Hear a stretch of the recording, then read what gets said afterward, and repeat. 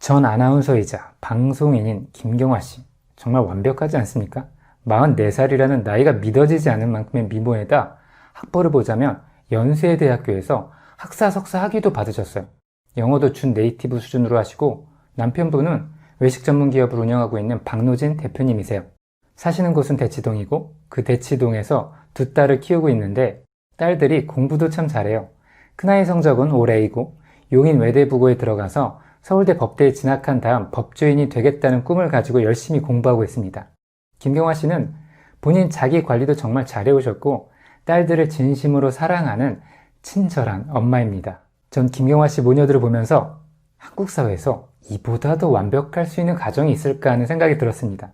저를 포함해서 이 영상을 보시는 여러분들 중에 김경화 씨만큼 사시는 분들이 있으면 혹시 손 한번 들어보실래요? 제가 확신할 수는 없지만 김경화 씨 가족 정도라면 개인 재산과 자산을 합쳐서 최소한 200억 이상은 가지고 있으실 겁니다. 엄청난 부자이신 거예요. 김경화 씨가 이 방송에 나온 이유는 큰딸이 용인 외대부고로 가고 싶어 하기 때문에 입시 정보를 알아보려고 나오신 것 같아요. 참고로 용인 외대부고는 한국에서 서울대를 가장 많이 보내는 학교 중에 하나입니다. 자사고 중에선 서울대를 가장 많이 보내는 학교예요.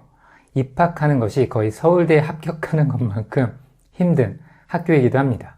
그러면 우리와 같은 일반 대중의 관점에서 생각해 봤을 때 이 방송 우리가 봐야 할 이유가 있을까요? 제가 김경화 씨가 나쁘다는 이야기가 아니에요. 김경화 씨는 친절한 사람이고 괜찮은 분일 거예요. 근데 그건 그거고 우리는 그냥 일반 사람이잖아요. 김경화 씨는 제 관점에서 봤을 때 너무 완벽한 사람인 거예요. 많은 분들이 지금까지 저에게 이 방송의 전문가 패널로 제가 나가면 좋겠다는 말씀들을 많이 해주셨어요. 그런데 이 프로그램에서 저를 불러주는 일도 없겠지만 전 여기에 나갈 수가 없어요. 그리고 나가지도 않을 겁니다. 제가 김경화 씨의 케이스를 보면서 무슨 이야기를 합니까? 이미 거의 모든 것들이 갖춰진 분인데 무슨 말을 하겠어요? 사실 우리 모두가 김경화 씨의 가정처럼 살 수 있으면 참 좋겠습니다. 경제적인 걱정 전혀 없이 살 수 있는 그런 거 있잖아요. 이 방송은 공영방송이고 대중이 보는 방송인데 우리들 중에 용인 외대부고 입시 정보를 찾으려고 누가 공부가 뭐니를 보겠습니까? 우리 사회가 가끔 보면 미친 것 같다는 생각이 듭니다. 이건 절대 상식적이지 않아요. 상식이 있다면 방송을 이렇게 해서는 안 됩니다.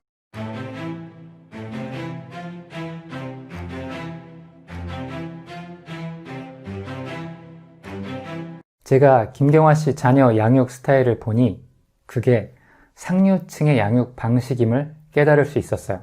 사회학자 아네트 러로 교수는 하류층 부모의 양육 방식과 상류층 부모의 양육 방식을 비교하는 연구를 수행했었죠. 제 이전 강의들을 보신 분들은 이 연구 내용을 아실 겁니다. 상류층 양육 방식의 핵심 특징들이 뭐였습니까? 부모가 자녀의 교육에 지대한 관심을 가지고 있는데 왜냐하면 그들은 아이들의 사회적 성취에 관심이 있기 때문에 그래서 부모가 아이들의 역량 개발에 관심이 많아 아이들의 자유시간에 적극적으로 개입하고 소통하며 아이들을 이끌어 주려고 노력한다는 점이었어요. 그래서 상류층 양육 방식의 특징들을 두 가지로 압축해 보자면 첫째, 자녀들과 소통을 많이 한다. 둘째, 자유시간에 적극 개입한다.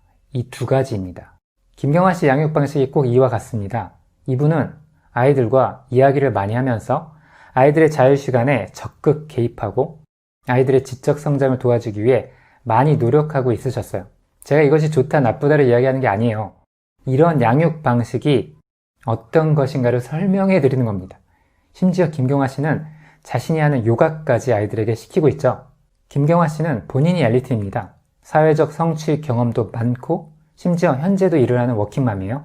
그래서 이런 엄마의 성취 경험과 사회 역량이 자녀를 양육할 때 자연스럽게 양육 방식으로 흘러 영향을 주는 걸 볼 수 있었습니다.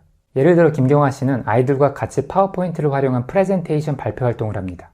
그래서 아이들이 자유주제로 리서치하고 공부해서 파워포인트 자료를 만들고 엄마 앞에서 발표를 하는 거예요. 김경화 씨가 자기 시간을 할애해 아이들과 이런 활동을 하는 이유는 아이들의 발표 기술 향상은 물론이고 주제를 잡고 발표 구조를 세우는 훈련을 위한 것이라고 말씀하셨는데 실제로는 자기가 이걸 직접 많이 해봤고 그것이 유익했기 때문에 아이들에게도 그런 학습 경험을 주고 싶으셨으므로 이런 활동을 아이들과 하시는 겁니다.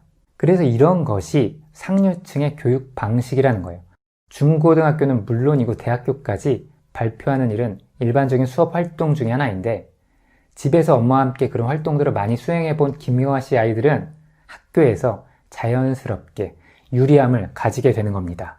교사들이 이제 학교에서 수행평가를 할 텐데, 수행평가의 많은 부분은 발표 활동으로 이루어져 있고, 그럼 상식적으로 봤을 때 어떤 아이들이 높은 수행평가 점수를 받겠습니까? 뻔하지 않겠습니까? 제가 이것이 상류층의 양육 방식이라고 해서 우리가 꼭 따라해야 하는 거라고 말하는 게 아님을 이해하시죠?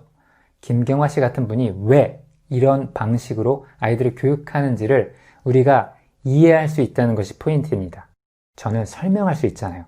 왜 저런 방식으로 아이들을 교육하는지를 언어로 설명할 수 있단 말입니다. 이렇게 우리가 어떤 현상에 대해 설명할 수 있을 때 우리는 빨리 발전할 수가 있는 거예요. 김경화 씨는 아이들과 소통을 많이 하고 이런 프레젠테이션 활동을 통해 성인에게 피드백을 주는 것처럼 진지하게 아이들에게 피드백을 주십니다. 그리고 최종적으로 평가 점수도 내려주죠. 김경화 씨는 프로 방송인이에요. 그럼 프로에게 아이들이 피드백을 받으니 당연하게도 아이들의 역량 개발에 이것이 도움이 되는 겁니다. 아이들은 이런 활동을 통해 학교에서 유리함을 가지게 되는데, 사회학자 번스타인이 밝혀주었던 것처럼 아이들이 집안에서 부모에게 받는 언어적인 피드백이 학업에 큰 도움이 되기 때문입니다. 학교에서의 학습 활동이 아이들에게 이질적으로 느껴지지 않게 되는 거예요. 엄마 이런 교육 방식 덕분에. 그렇다면 우리가 이런 교육을 해야 하는가 하고 자문해 봤을 때 우리도 이렇게 아이들과 발표 활동을 꼭 해야만 할까요? 답은 굳이 안 해도 된다는 거예요. 투머치라는 겁니다. 김경화 씨는 프레젠테이션 활동이 역량 개발 측면에서 도움이 된다는 경험을 본인이 직접 하셨습니다. 그래서 아이들에게 똑같이 그런 경험을 주고 싶어서 발표 활동을 하는 것이고, 이분은 전 아나운서로서 발표를 어떻게 하는지를 잘 알고 있는 전문가이시기 때문에 아이들을 이렇게 코칭해줄 자격이 있으시죠. 그런데 우리 대부분은 아마 이렇게 못 해줄 겁니다. 꼭 해줄 필요도 없는 것이고요. 김경화 씨 같은 분이 실수가 없느냐 하면 그것도 아니거든요. 이분도 아이 교육과 관련해선 디테일이 부족하기 때문에 실수를 하십니다. 일단 이런 발표 활동은 아이들이 다 좋아하는 활동은 아니에요. 특히 둘째 아이는 이걸 좋아하지 않아요. 그래서 발표 활동을 즐기지 못합니다. 아이가 긴장하는 걸 보세요. 그리고 큰아이가 16살, 작은아이가 13살이면 이런 발표 활동을 같이 하면 안 되는 겁니다. 우리가 왜 학년을 나누어 놓았습니까? 13살 작은아이는 초등학교 6학년이고 16살 큰아이는 중학교 3학년이에요. 학년으로 치면 4년이나 차이 나는 아이들 발표를 같이 하게 하고 참여시키는 것은 작은아이한테 너무 큰 부담이 되는 일입니다. 둘째 아이를 쭈구리 만드는 학습활동인 거예요. 그래서 학년이 다른 아이들끼리 이런 활동을 같이 하게끔 하는 것은 언제든지 잘못되어 버릴 가능성이 있는 것인데, 그래도 나쁘지 않은 수준에서 이런 활동이 지속될 수 있었던 이유는, 첫째, 김경화 씨가 발표에 관해선 전문가라는 거, 둘째, 김경화 씨가 친절한 사람이라는 거, 셋째, 막내 아이가 성격이 스윗한 아이이기 때문입니다. 이 세 가지 요건 중에 어느 하나라도 삐끗했으면 이런 학습 활동은 얼마든지 잘못되어 버릴 수 있는 겁니다.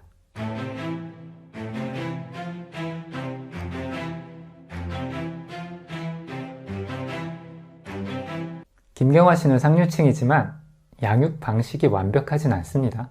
물론 아이들이 공부는 잘할 겁니다. 상위권에는 들겠죠. 그러나 이 아이들이 최상위권까지 갈 것인지는 물음표입니다. 왜냐하면 김경화 씨가 최상위권의 공부 방법은 모르시는 게 분명하거든요. 예컨대 아이들이 문제집 풀이 공부를 하고 있는 거라든가, 그리고 첫째 아이가 지나치게 성실하다는 것이 문제입니다. 아이가 성실한 것이 뭐가 문제냐고요? 성실했기 때문에 중학교까지는 학업 성취도 측면에서 어느 정도 완벽했습니다. 그러나 고등학교 공부는 다릅니다.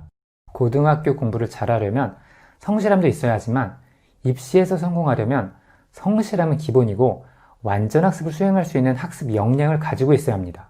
여러분은 성실한 수많은 아이들이 입시에서 그렇게 크게 성공하지 못한 경우를 많이 보지 않으셨습니까? 한국 사람들은 대체로 굉장히 성실해요.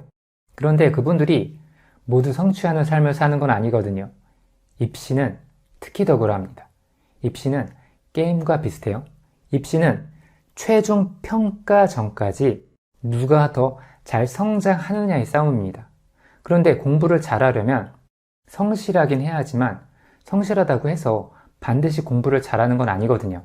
성실함은 하나의 조건일 뿐인 겁니다. 중학교 때까지 성실함으로 무장해서 성적이 잘 나왔던 아이들이 고등학교 때 무너지는 경우가 비일비재합니다. 성실했던 아이가 중학교까지는 잘했는데 고등학교 때 성적이 떨어지게 되면 멘탈이 붕괴됩니다. 더 쓸 수 있는 카드가 이제 없어지니까요. 지금까지 성실하게 공부했는데 여기서 어떻게 더 성실하게 공부합니까? 따라서 아이가 성실하다면 아이가 성실하기 때문에 중학교 때까지 공부를 잘한 것인지, 아니면 아이가 공부하는 방법을 명확히 알고 공부했기에 성적이 좋았던 것인지를 부모님께서 판단해 주실 필요가 있어요. 그리고 제가 봤을 땐 큰아이는 완전 학습을 하고 있지는 않은 것 같아요. 만약 그렇다면 고등학교에 가서 성취도가 기대만큼 나오진 않을 겁니다. 아이는 2학년 때 1, 2학기를 통틀어 전 과목에서 올 A를 받았지만 자기가 정말 잘했던 것은 아니고 고등학교, 대학교 진학 성적으로는 불만족스럽다고 말합니다. 이 아이는 학습 동기는 정말로 충만하고 엄청나게 성실한 아이지만 만약 완전 학습에 대한 원리를 고등학교에 들어가서도 깨닫지 못하면 서울대 법대는커녕 서울대조차도 못 들어갈 거라고 봅니다. 아이가 자기가 틀렸던 문학 문제들을 가지고 엄마에게 물으러 왔습니다. 아이가 틀린 문제 중 하나는 한용운의 님의 침묵에 관한 문제였어요. 아이는 떠난 님을 보내지 못하는 마음을 구질구질하다고 생각합니다. 그렇게 생각하니까 이 문제를 맞출 수가 없는 거예요.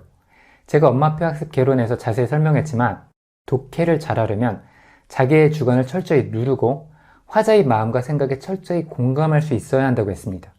아이가 이걸 극복 못하면 국어 성적이 결국 기대만큼 잘 안 나올 겁니다. 아이가 이걸 과연 극복할 수 있을까요? 아직은 물음표죠. 아이가 용인 외대부고에 가고 싶다고 하니까 김경화 씨가 면접 기출문제를 프린트해서 아이와 같이 그걸 봅니다. 문제 중 하나가 경제와 사회 정의를 비교 우위론적 관점에서 설명해 보라는 문제였어요. 여러분은 비교 우위론이 무엇인지 아십니까? 비교 우위론이란 개념은 중학교 2학년 사회교과 과정에 나오는 학습 내용입니다. 근데 아이가 모르고 있죠? 이미 수업 시간에서 배웠을 텐데. 물론 엄마도 모르죠. 그런데 아나운서 출신 엄마가 코칭을 해줍니다. 모르는 내용이 나오면 비슷하게 알고 있는 내용과 엮어서 어떻게든 답을 하라는 겁니다. 이건 제 개인적인 추측입니다만 김경화 씨는 그래서 서울대가 아니라 연세대 밖에 못 간 겁니다. 전 본인이 모름에도 불구하고 엮어서 말하는 학생들을 개인적으로 싫어합니다. 모르면 모른다고 솔직하게 말을 해야죠. 모르는데 아는 척 꾸며서 이야기하는 걸 면접관이 모르겠습니까? 제가 면접관이라고 한다면 모르는데 아는 척 엮어서 이야기하는 아이들은 그냥 태도 점수에서 더 까버릴 것 같습니다. 진실되지 않은 거잖아요. 그리고 이런 면접 질문은 개인의 생각을 물어보는 게 아니에요. 엄마가 입시의 본질을 모르니까 아이에게 제대로 코칭을 못 해주는 겁니다. 경제와 사회 정의를 비교 우위론적 관점에서 설명해 보라는 질문은 이 학생이 개념들을 명확히 알고 있는지, 그리고 개념들 간의 통합적인 해석 정보를 가지고 있는지를 물어보는 겁니다. 이런 걸 통합적 사고력이라고 합니다. 이 질문에 대답을 잘하려면 아이는 경제와 사회 정의라는 개념과 비교 우위라는 개념을 명확히 이해하고 있어야 하고, 이들 개념들을 서로 비교, 분석, 평가하는 학습 활동을 해봤어야 합니다. 즉, 완전 학습 활동을 해봤어야 한다는 겁니다.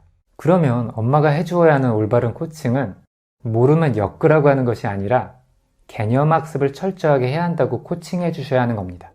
개념 학습을 충실하게 하면 용인 외대부고 면접에서 높은 점수를 받을 수 있는 거예요. 저희 자곡마을에 대학생 자녀 3명을 키워낸 박하라는 아이들을 쓰시는 훌륭한 엄마 한 분이 있습니다.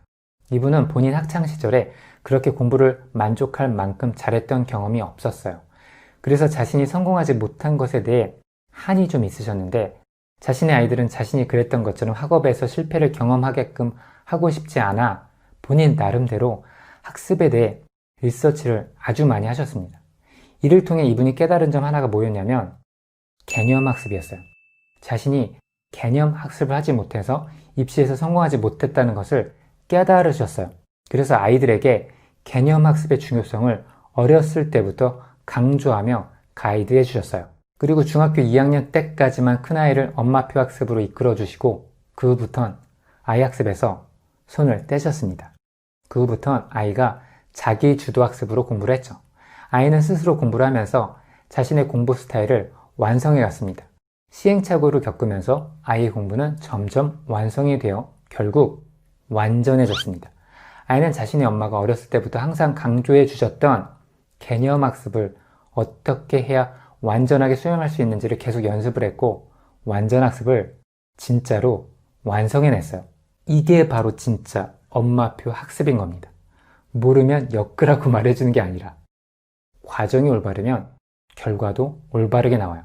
그리고 올바른 과정이 어떤 것인지 김경화 씨 같은 상류층도 잘 모른다는 걸 이번 방송에서 우린 이해할 수 있는 겁니다. 다행이죠. 우리 같은 사람도 상류층을 파고들 수 있는 틈이 있는 거예요. 공부가 사회 계층을 이동할 수 있는 얼마 남지 않은 사다리라는 말을 하곤 하는데 여전히 그 말은 유효할 겁니다. 공부는 결국 연구하고 성찰하는 사람이 승리하는 게임이니 우리 아이도 상류층에 올라가는 거 한번 도전해 볼 수 있지 않을까요?